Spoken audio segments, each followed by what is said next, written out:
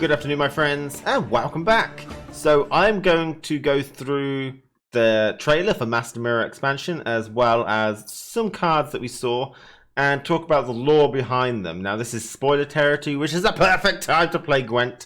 So if you don't want to know like some of this, it spoils like some of the books, okay, and some of the DLC. Okay, so end now, and thanks for popping by. Otherwise, let's begin. And we'll begin with this guy. Now, this guy is a monster card. I can guarantee that. I've got ties with CD Projekt Red.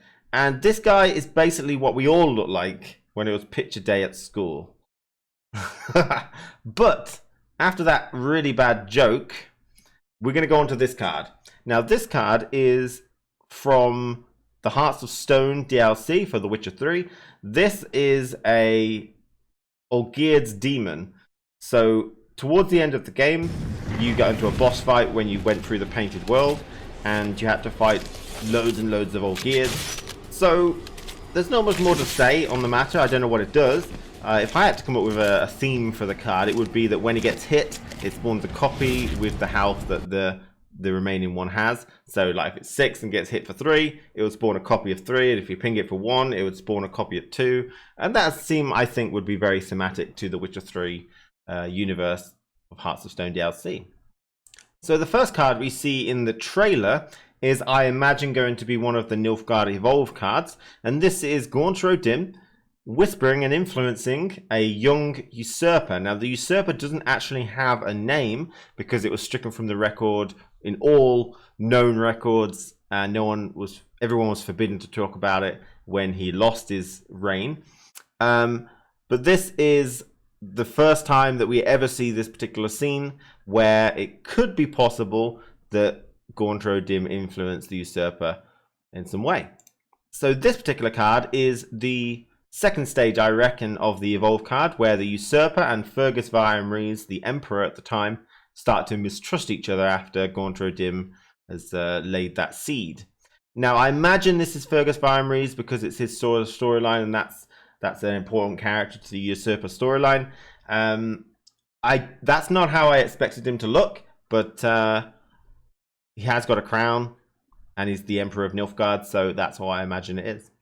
So, this particular card. Now, let's go through the storyline of the usurper then. So, the usurper decides to usurp Fergus Vaimries, the current emperor's throne, and then he tortures Fergus. He doesn't kill him straight away. He tortures him to legitimize the taking of his throne. Fergus refuses, and so then the usurper turns his attention to Fergus's 13-year-old son, Emir Vaimries, and after torturing him, Fergus still denies to validate the coup, so the usurper kills Fergus. Now, the usurper has the throne, and as a final humiliation, he enlists the sorcerer Brathans to put a curse onto Emir Vaimries. So this character is Brathans, and he is currently cursing a young 13-year-old Emir Vaimries, turning him into a half hedgehog, half humanoid cursed creature, okay, known as, well, he hasn't got a name here, but he'll soon be known as Dooney. Now, this one, I'm not entirely sure. Some people have claimed that she might be Lilith, which is like a demon, a Nilfgaardian demon. She's under the Black Sun, so I'm not sure because that might be a golden sun. It does have like a black circle in the middle, so maybe it is Lilith. I don't know much about her. The person at the front, I feel like his face is so sort of bad, I can't tell who it is. If we're following the train of this being the usurper storyline, this could very well be Fergus Vaimries being tortured. However, there was no discussion of a female torturer, so I'm not entirely sure what this depicts. Definitely something from Avengers Infinity War. This is obviously the usurper after he's done the particular usurping, and to be honest, I really like this extra scene, a different angle that maybe gives him a different sort of mood, where he's maybe contemplating whether he did was right and stuff. I like it. So this scene is a grown-up Emir Vaimries, also known at this time as Dooney Urchon of Erlenwald. He is currently in love with Calanthe, this lady here's daughter, Pavetta, and he's come here to claim her as the Law of Surprise after saving King Rognar's life. Now, he is cursed still as a half hedgehog, half human, but he does transform back into Emir Vimeries during this scene in the story. Queen Calanthe has set a feast where people come to claim the hand of Pavetta, her daughter, and we see this in many cards. Kukudak in the game has set in this scene where he's dancing on a table. Princess Pavetta is also set in this scene where everyone starts fighting over whether this hedgehog can actually get their hand, and everyone's like, no. But then she starts going elder blood on them. Kroshon Crate is somewhere in here. Ermion, also known as Mousesack, is in here somewhere. And so Geralt should be sitting next to these people, possibly. There's loads of characters in this scene. It's a really prominent scene in this storyline.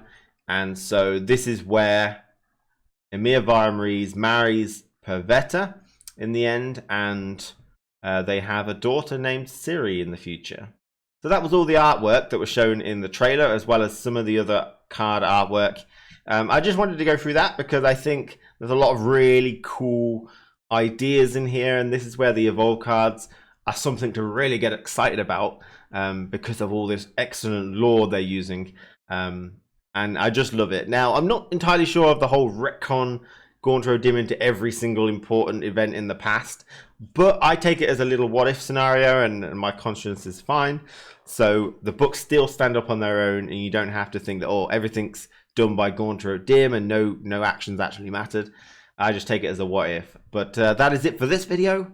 Take care of yourself, and I'll see you again very soon.